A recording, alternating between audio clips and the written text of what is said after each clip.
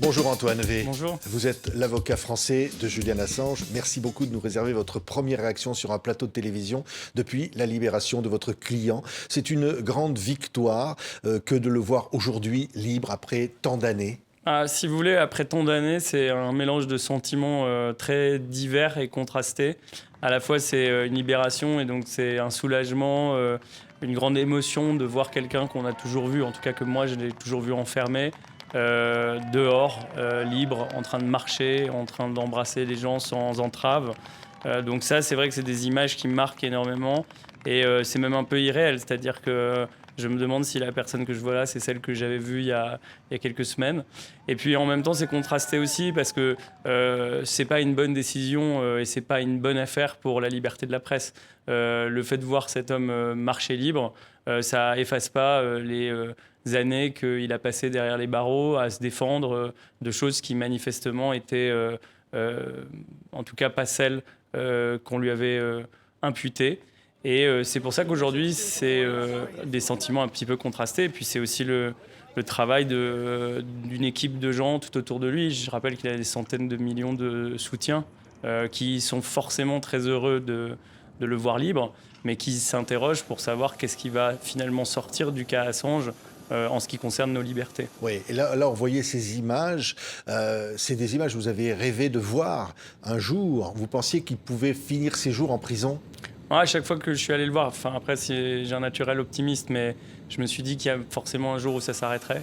Je ne savais pas par quel levier, par quel biais, c'était une affaire politique, donc elle pouvait s'arrêter du jour au lendemain. Et à chaque fois que je suis allé le voir, je me suis dit ça n'a aucun sens l'incarcération de cet homme. C'est quelqu'un qui n'est pas violent, qui n'a jamais porté atteinte à l'intégrité physique de gens et qui a fait un travail qui est un travail de journaliste. Donc c'était extrêmement dur de le visiter en prison.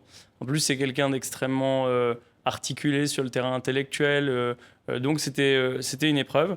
Mais je pensais qu'elle allait forcément connaître son épilogue. Je suis content qu'il arrive aujourd'hui. J'aurais préféré que ça arrive il y a quelques années déjà, quand la justice britannique avait décidé de refuser son extradition. Et je suis très heureux de savoir qu'aujourd'hui, il va pouvoir marcher librement et peut-être continuer à faire ce qu'il avait initié. C'est-à-dire, au fond, vous pensez, vous espérez qu'il va reprendre ses activités avec Wikileaks. Il sera libre désormais ? Oui, il est libre. Et un homme libre, ça reste un homme qui est capable de s'autodéterminer, de parler librement, d'échanger librement sur les idées qui sont les siennes. Et j'espère que dans sa vie, il va pouvoir continuer à interagir avec le monde comme il l'a fait avant qu'on l'en prive. Oui, vous dites c'est une mauvaise nouvelle pour la liberté d'informer dans le monde. Ce qui est arrivé, l'affaire, même s'il y a ce dénouement aujourd'hui, mais il risquait 175 années de prison. Mais vous dites, au fond, on ne peut pas se satisfaire de ce qui arrive ? Non, je dis, comme Kafka l'avait dit dans le procès, l'accusation et la punition. On vit dans un monde dans lequel, finalement, il y a un emballement autour de la justice qui fait qu'aujourd'hui, une mauvaise information, une mauvaise accusation peut conduire à quelqu'un au tapis. Alors, soit quand c'est des forces puissantes, des gens qui sont incarcérés, qui sont enfermés arbitrairement, qu'ils soient journalistes, qu'ils soient militants politiques, qu'ils soient avocats. Donc le fait d'exprimer une envie de liberté dans certains endroits du monde et même des endroits proches est quelque chose de suspect, dangereux et qui peut être réprimé. Et puis il y a aussi le fait de se dire que au-delà même de l'accusation, ce qu'il dénonçait et ce qu'il avait mis en avant, c'est le péril sur l'information en elle-même. La nécessité d'avoir une information libre, transparente, contradictoire, sourcée, c'est devenu vraiment un des grands enjeux de notre vie démocratique actuelle. Et je pense que tout n'est pas réglé par l'accord qui a été signé hier. Oui, alors vous publiez un livre formidable qui est paru avant cette affaire chez Plon, La plaidoirie impossible, Maître Antoine V. Et si je cite dans ce bouquin, vous dites au fond qui est réellement Antoine V. Vous dites qui est véritablement Julian Assange. Vous dites c'est quoi, un pacifiste, un espion, un agresseur, un anarchiste australien, un demandeur d'asile, condamné, conspué. Au fond, qui est réellement Julian Assange ? Je dis surtout qu'en fait, cette question est comme une forme de faisceau sur lequel on veut déplacer un débat alors que c'est pas le débat qui nous intéresse. C'est-à-dire que qui est Julian Assange? Est-ce qu'il est gentil? Est-ce qu'il est méchant? Est-ce qu'il est sympathique? Est-ce qu'il est drôle? C'est de l'ordre de l'interaction personnelle. Ça n'a rien à voir avec la protection de ses droits. Mais certains le considèrent comme un héros, d'autres comme un traître. Libre à chacun d'apprécier le personnage public que on pense. Sur quelle base vous l'appréciez? Ça, c'est tout l'enjeu du monde de l'image dans lequel on évolue. Aujourd'hui, si vous voulez, il y a l'image et puis derrière, il y a l'argument. Et l'argument, c'est est-ce que si on est méchant ou gentil, on bénéficie de moins ou de plus de droits? Est-ce que finalement, avant d'être jugé, on a le droit d'être accusé sans pouvoir répondre? Assange, c'est quelqu'un qui, jusqu'à présent, n'avait jamais été jugé, qui est resté 14 ans dans un État qui est décrit par les Nations Unies comme une détention arbitraire. Il y a Nelson Mandela qui a vécu, je crois, 27 ans en prison. Michel Thierry Atangana, qui était un Français qui a été détenu arbitrairement 18 ans au Cameroun. Et puis, il y a Julian Assange qui aura quand même passé plus d'une dizaine d'années enfermé et sans pouvoir communiquer avec le monde, parce qu'il avait fait son métier de journaliste. Mais lorsque ceux qui l'accusent disent, par exemple, il a pu livrer des noms de ceux qui avaient fourni les informations, des Irakiens, des Afghans, menaçant ainsi leur vie, qu'il a pu utiliser des informations fournies par les Russes pour nuire à la campagne d'Hillary Clinton contre son pays, en quelque sorte un traître à son pays, vous répondez tout ça est faux? Déjà, je me dis, qui c'est qui dit ça? Qui l'a dit? Sur quelle source, sur quelle base, dans quel cadre? C'est-à-dire, c'est une rumeur médiatique. Il y a quelqu'un qui a dû le dire à un moment et les gens le répètent. Il y a beaucoup de journalistes qui, d'ailleurs, continuent de véhiculer cette idée. Alors, il est espion, il est tout. Mais dans les faits, c'était même pas un argument soutenu par l'accusation des États-Unis. Donc c'est ça le problème aussi de devenir un personnage attaqué, ciblé, exposé. C'est que vous vous exposez par nature à tout un tas de rumeurs, à tout un tas d'allégations, d'accusations. Et la différence entre, si vous voulez, le tribunal médiatique où toute allégation devient une vérité et la justice, c'est qu'on est encore là par rapport aux règles de droit devant les juges pour donner une contenance à des arguments. Oui. Et donc, si le système judiciaire fait plus son travail, là, on tombe vraiment dans des accusations qui sont proférées, qui sont très diverses. Alors, c'est un pirate, c'est un hacker, c'est un lanceur d'alerte. Et on perd même le sens des mots à la fin. C'est-à-dire qu'on ne sait plus de quoi est-il accusé. Et puis, finalement, qui est Julian Assange? Est-ce que c'est un journaliste? Et c'est ça la question qui est posée par ce dossier.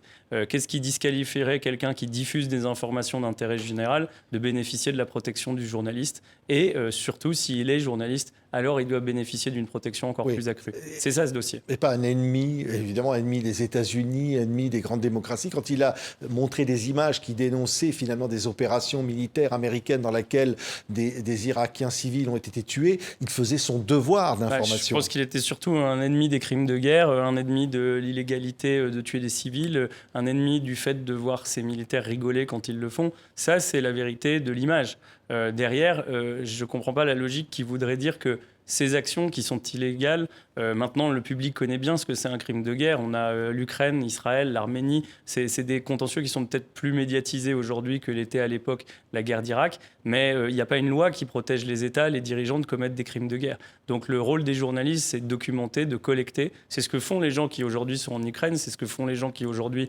sont sur la bande de Gaza.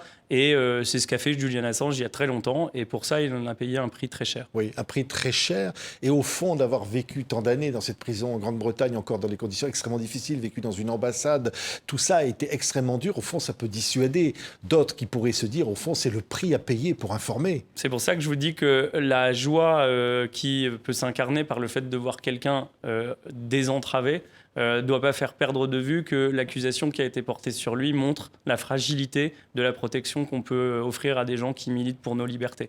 Donc le cas d'Assange, c'est un cas précurseur sur le rôle de la régulation vis-à-vis de ceux qui se battent pour la vérité. Oui, et la liberté doit être systématiquement passée au-dessus de tout. La liberté d'informer.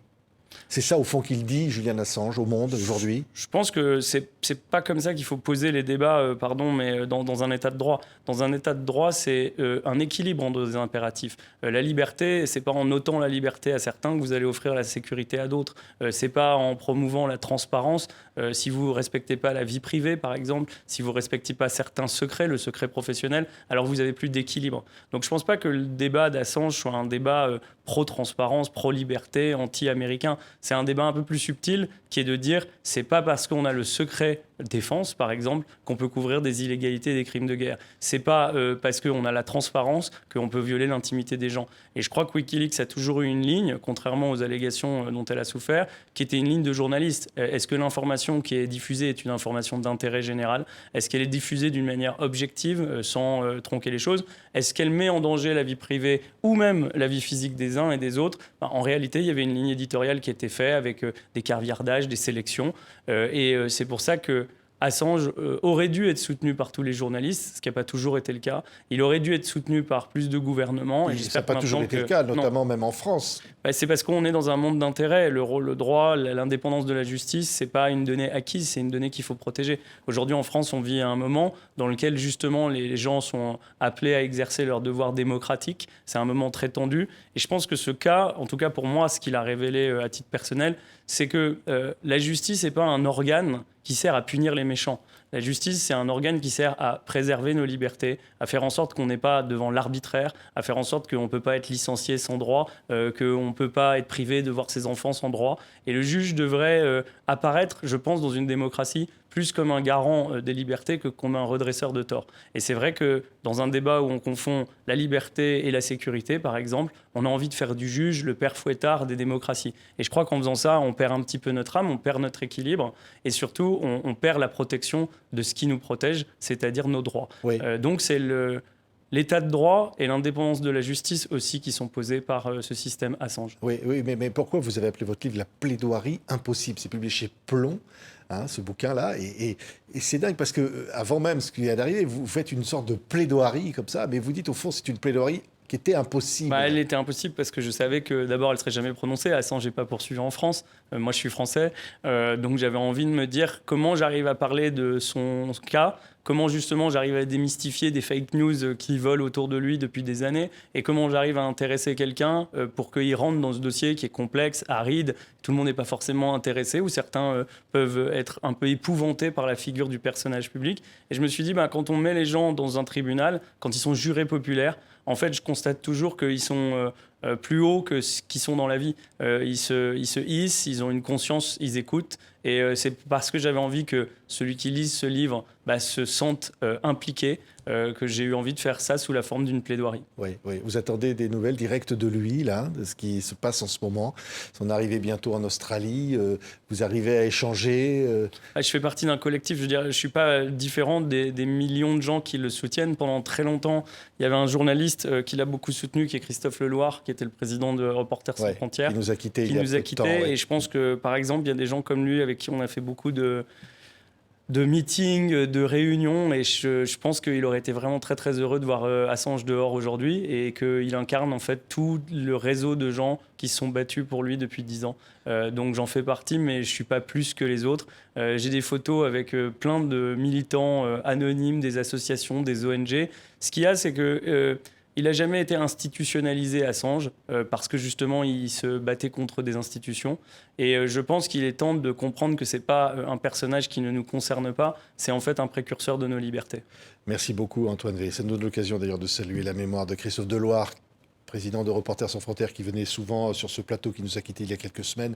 Votre livre, Antoine V, s'appelle Julian Assange, la plaidoirie impossible, est publié chez Plomb, et on suivra évidemment la suite de cette incroyable aventure humaine qui est celle de Julian Assange, véritable film de cinéma à venir. Merci beaucoup, Maître Antoine V, d'avoir été avec nous. Merci à vous.